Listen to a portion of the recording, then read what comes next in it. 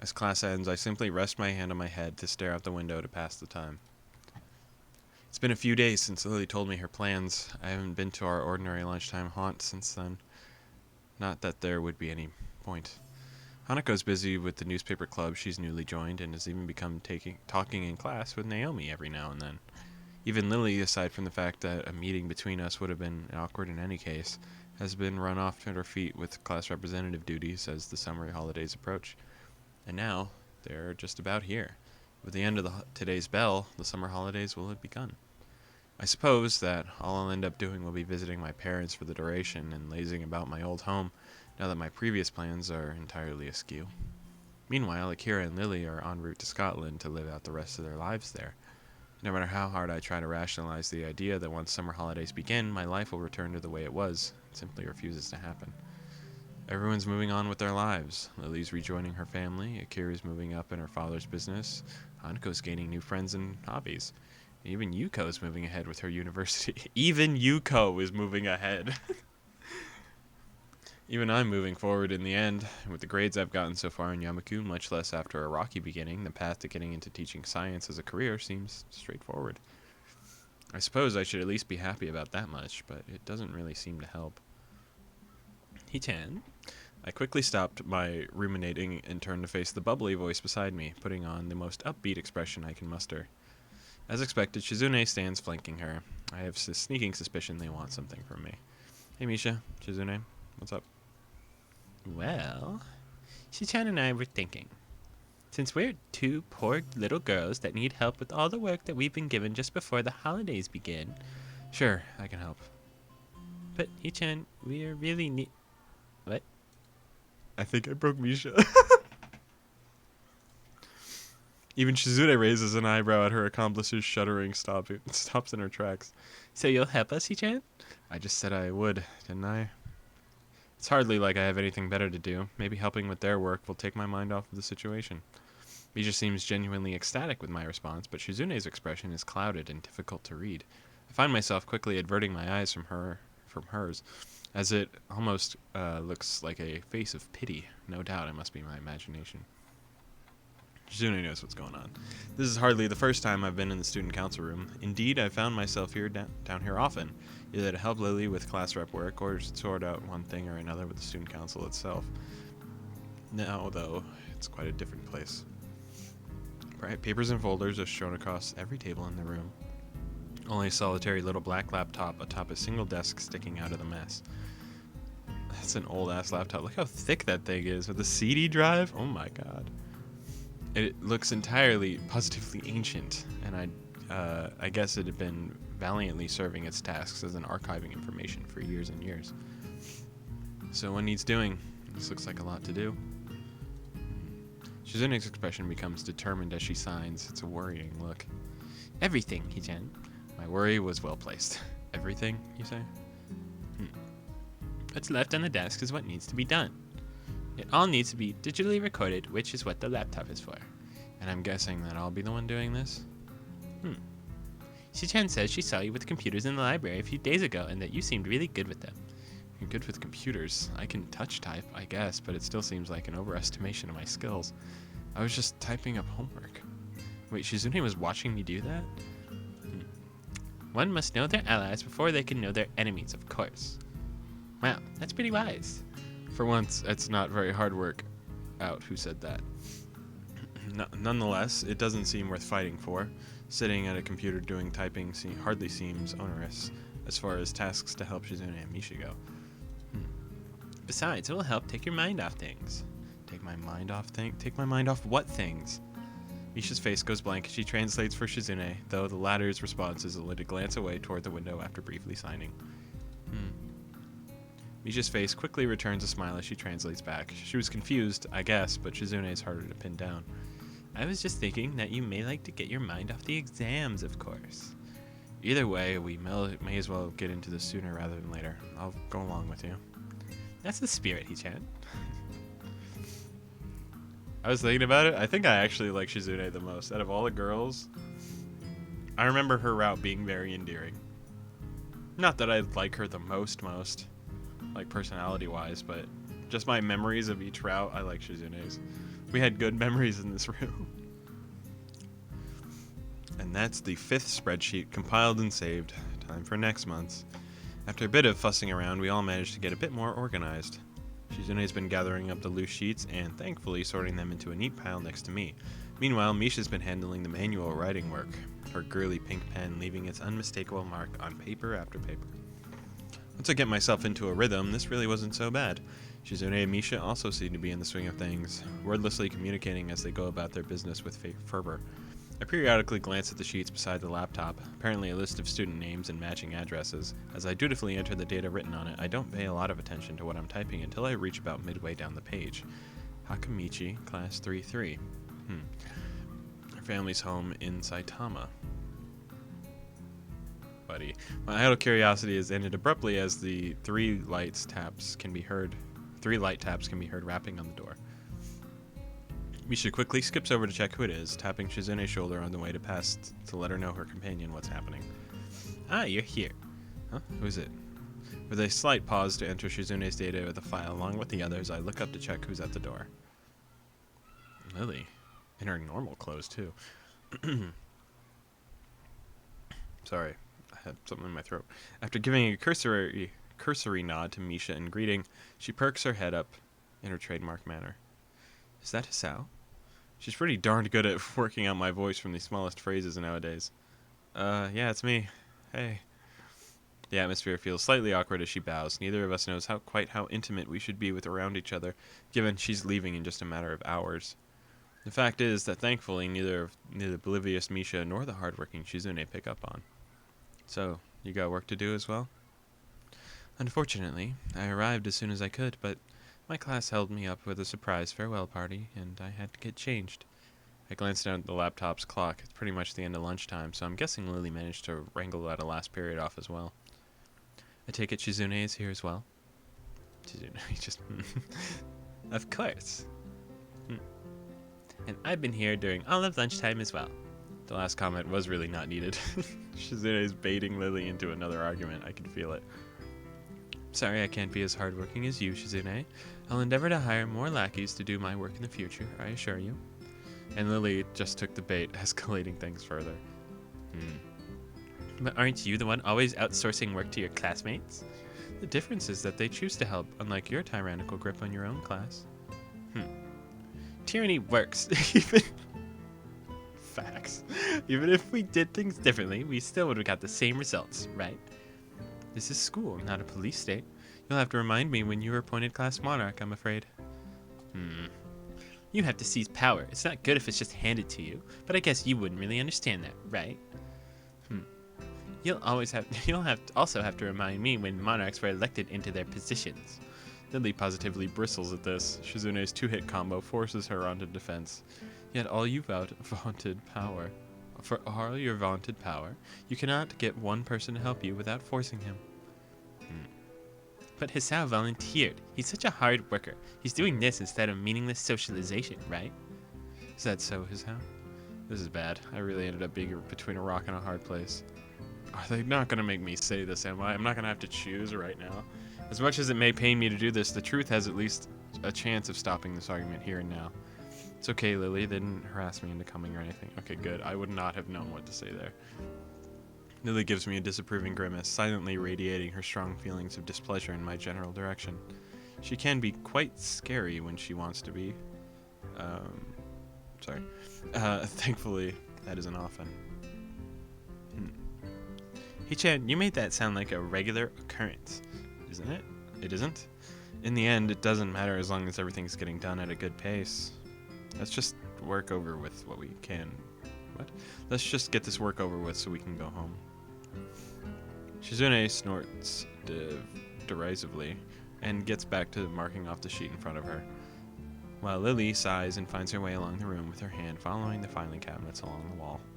This would mark the only time I've managed to successfully defuse one of these situations, but the grudging ceasefire built around mutual fear and respect makes this feel all the more Cold War than any real place. I can't take all the credit, though. Lilly's leaving has surely affected Shizune to some extent to make her give up so easily. Moments before getting back to my work, I noticed Lily's reaching up to grab something from a filing cabinet. I almost offer to help, but her height gives her the ample ability to take it down safely. Once she's set up the strangely shaped device on the desk beside me, I realize just what it is, sort of. Takes the old green covering off and sits down. Is it like a braille keyboard? At first glance, it seems to be an old metallic blue typewriter, but it doesn't take me long to realize it's far from ordinary. It has far fewer keys than expected, and those it has show no lettering printed on them, only shadows cast by tiny braille dots on them to give a hint of the thing's purpose. Blind typewriter? Oh, this? Well, you're not far off. It's normally called a Perkins Brailer, but it's basically a typewriter for the blind, yes. It presses braille onto the page rather than text, which is why it has fewer keys. Huh, that's really neat. She gives a lighthearted grin at my curiosity over it, and I have to admit that it appeals to my sense of novelty. Without further ado, we each get back into our allotted tasks. The loud clunking of the mechanics in Lily's brailer and the tapping of laptop's old reary keyboard quickly fill the room. It's a nice atmosphere, really. Everyone knows what they have to do, and Lily and I get to sit beside each other and exchange the odd words as we work away. Nostalgic. That's what it feels like. It's pleasant, but slightly stained with the knowledge that our time together is nearing its end. Excuse me, Misha? To properly address her, Misha bounces over from the filing cabinet she's peering into. In spite of Lily's lack of sight, for a moment I think it's strange, but then realize exactly what I do. What's up? Could you ask Shizune where the attendance records for Class 3-2 are? I think they've been moved. Okie dokie. And with that, she filters off to Shizune, who's working on the table behind us.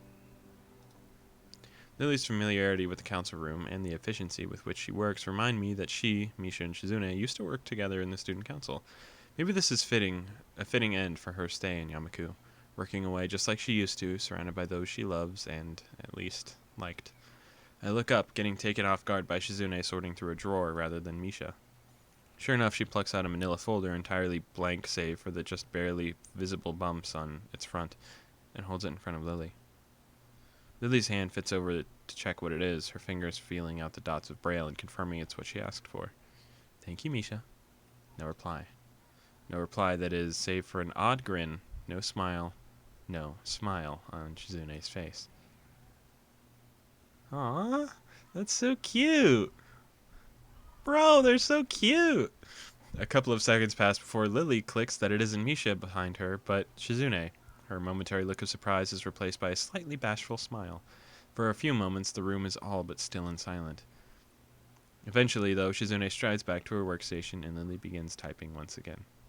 It only lasted a handful of seconds in all, but it feels like years of communication were made up for in that one silent exchange. There, finished. I lean my head back and rub my eyes to try and work their weariness, staring at the small and rather poor screen that has taken its toll. Excellent timing. The only thing left to do is file these away. I'll have my workload finished as well. Good. I can pack up the brailer and put it away while you do that. Thank you, Asao. Misha, are you and Shizune far from being done? Oh my god, there is nothing but noise going on outside today. I have my window open because it's hot, but jeez. I look around for the two as I replace the cover over the brailer, only to see them waiting at the door. I guess they must be waiting for us. With a minimum of wasted time, we file and pack up everything back that remains to join them. Thanks for waiting, you two. We couldn't just take off without you, Ichan. You've been a great help. Shizune nods approvingly, pleased with my efforts. I guess that's the last class representative work done and over with, then.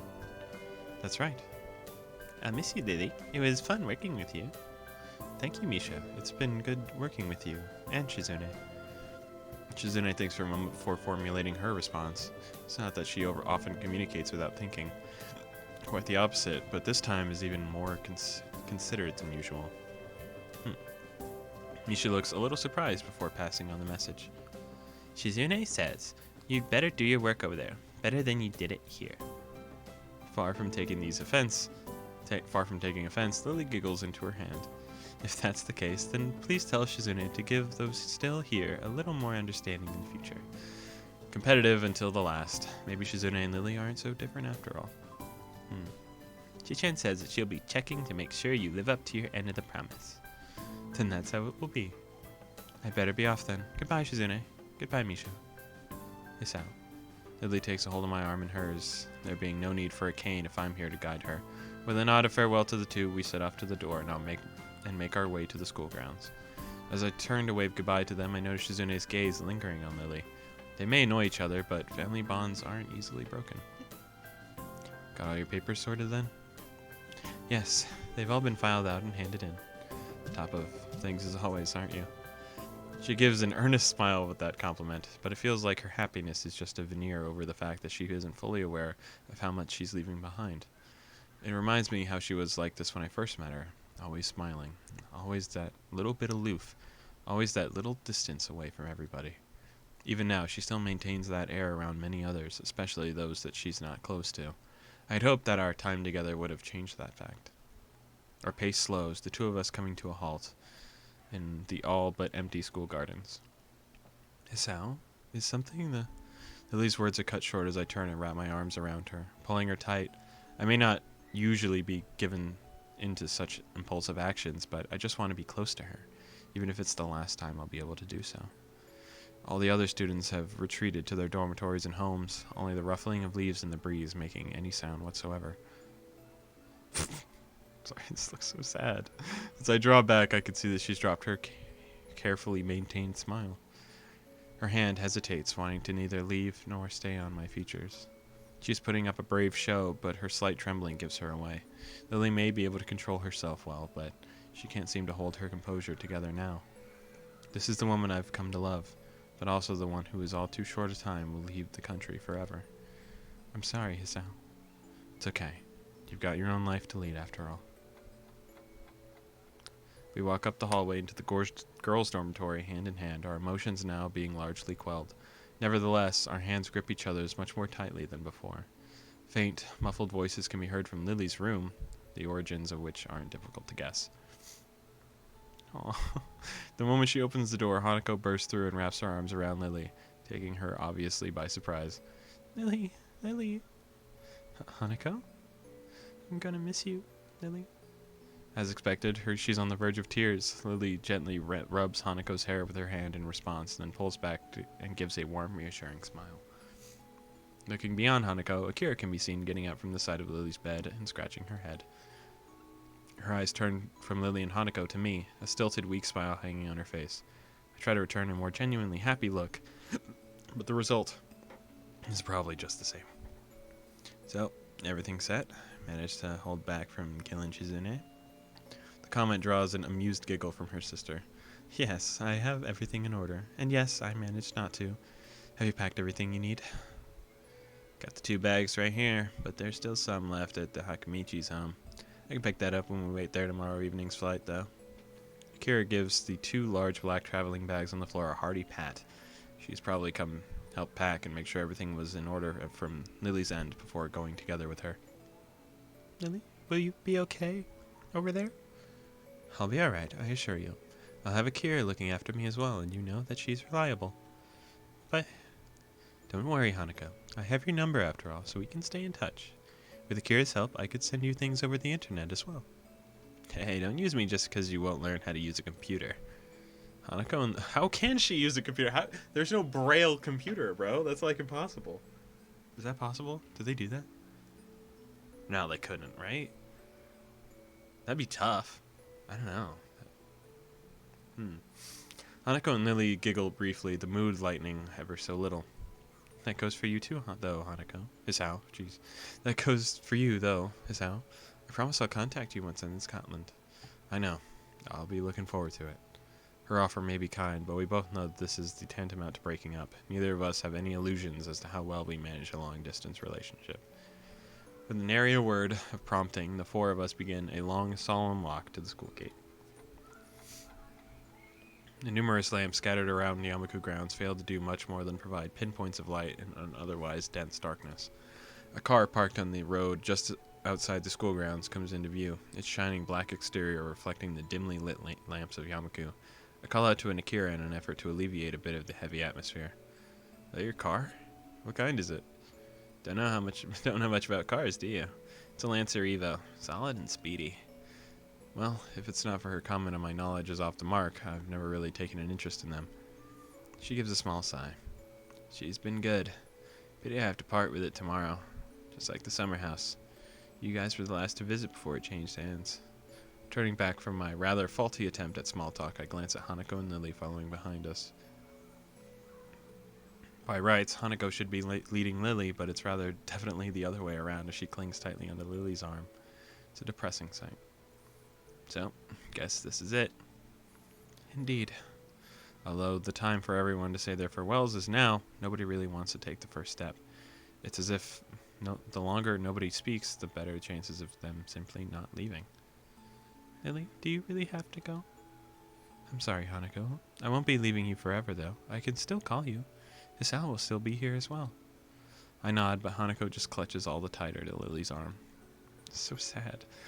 After spending so long without anyone to call family, it must be excruciating to have to say goodbye to the one person that was as close as a mother as anyone could have been in their life. Lily lets out a long, sad breath. All Akira and I can really do is stand by quietly on the sidelines, since the only person that can solve this would be Lily herself. Eventually, Lily pulls her arm from Hanako's grip and holds both of her shoulders, gently. A much more decisive way of address than I've ever seen Lily take with her. Hanako, remember when we first met? When you entered the room for the first time, after overhearing my consoling of a friend, you didn't say a single word for the entire night.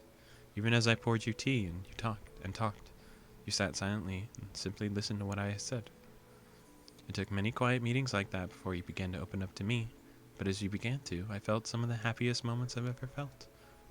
I didn't become your friend because I pitied you, Hanako. I became your friend because I knew you were hiding not just from me, but from everyone. Your ambitions, personality, interests, tastes.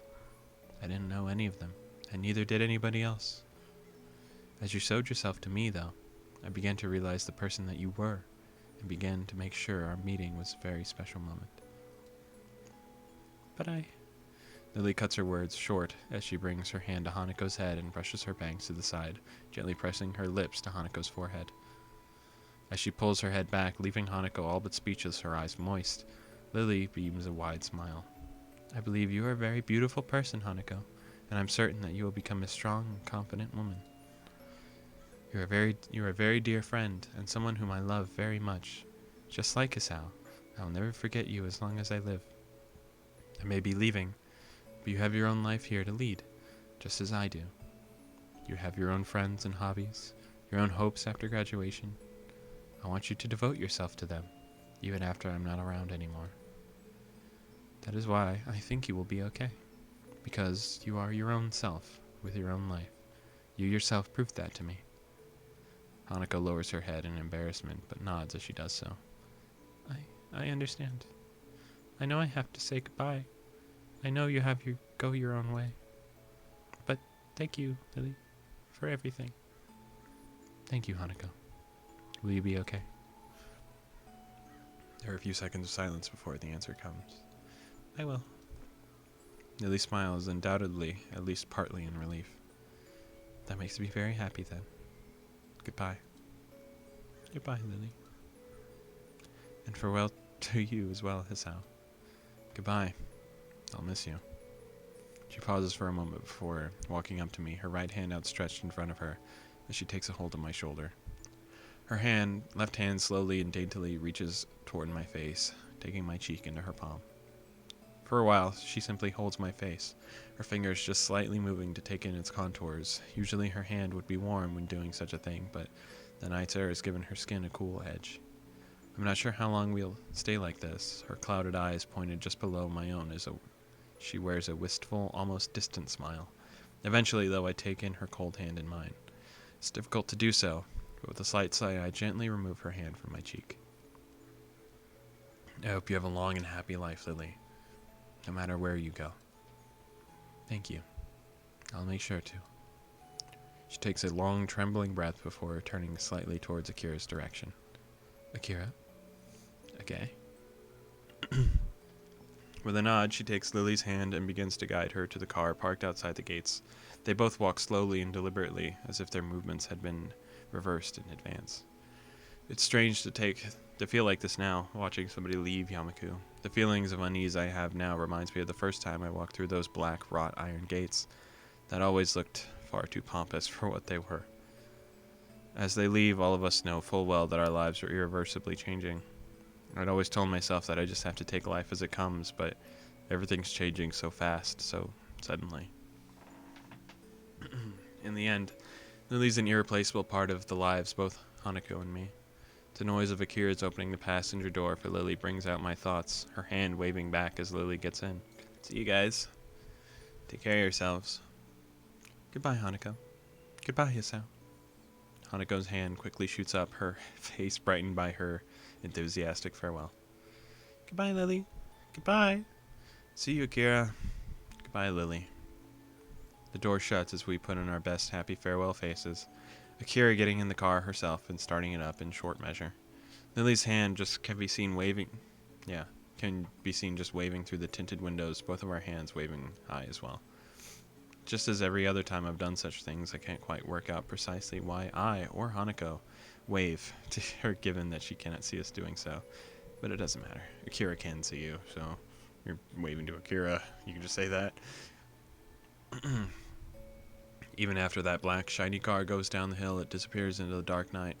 We carry on, waving and seeing Akira and Lily off. And then, they're gone. A strange stillness takes over as our hands return to our sides. I don't quite know what I should do or how I should feel. In the end, we just stand there, silently staring down at where the car disappeared from sight. Goodbye, Lily. All I could do now in response to her quite mournful goodbye is to place a hand on her shoulder. She looks at me for a few moments before looking back down the hill, secure in knowledge that I'm still around for her. What we'll do from now doesn't seem all that uncertain. We have our own ambitions now, just as Lily said. But even so, it feels like there's a certain missing part in both of our lives now, something that can never be replaced. Damn. That's just how it ends. That is. That's so sad. I mean, like, we all came out as better people, I guess, but God, that's just so sad. Is that like the neutral end? Aren't there usually like pictures and stuff for the good end? Because that didn't feel very happy. I don't know what I got there. That wasn't the bad end, surely. That had to be like a neutral, right? Like a good ending, she would have like stayed, right? No matter what good ending or whatever we get, I'm counting that one as canon because it's the first one we got, and that just felt real. That just felt like a really good story. Um, Join us next time, I guess, for what could be the good ending and the actual bad ending. Yeah, man.